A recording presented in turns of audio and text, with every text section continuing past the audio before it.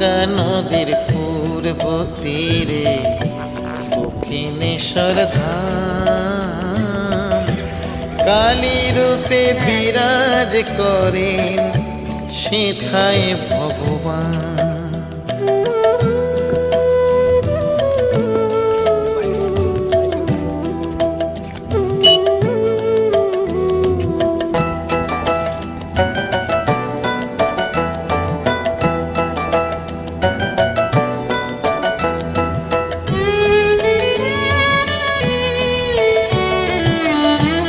রাম কৃষ্ণ মা শারদার সাধন তীর্থ ভরে থাকে বাতাস যে তার কালী নামেতে। রাম কৃষ্ণ মা শারদার